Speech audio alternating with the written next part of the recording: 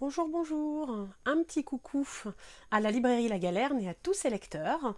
Je suis Karen Ponte et je prends quelques minutes pour venir vous présenter mon tout nouveau roman qui s'intitule La lumière était si parfaite, à paraître aux éditions Fleuve le 15 avril. Alors, de quoi parle ce roman? Eh bien, il s'agit de l'histoire de Meg.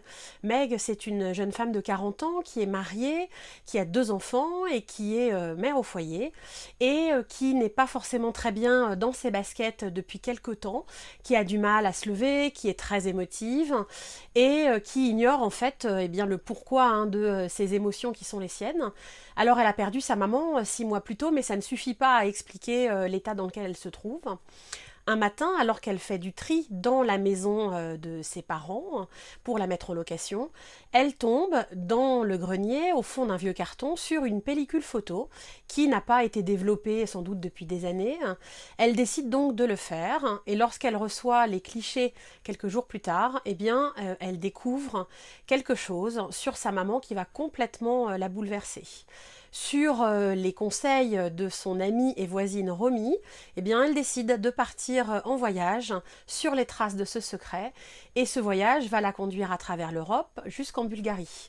C'est un voyage qu'elle ne va pas faire toute seule, puisqu'elle embarque avec elle son amie, justement Romy, mais aussi sa fille, Lali, qui a 16 ans et avec qui elle a des relations particulièrement compliquées. Et elles embarquent également un petit chien qui s'appelle Rex, qui est un Yorkshire et qui est le chien de Romy.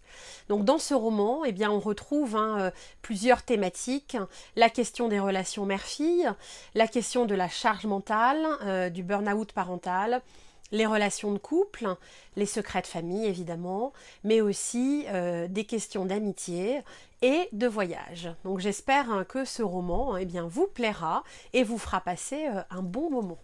Et donc je vous propose de vous en lire un petit extrait. Et quoi de mieux comme extrait que la toute première page pour vous donner envie. Alors, attention, c'est parti. 6h15, le réveil sonne, invariablement du lundi au samedi, et ça depuis plus de 15 ans.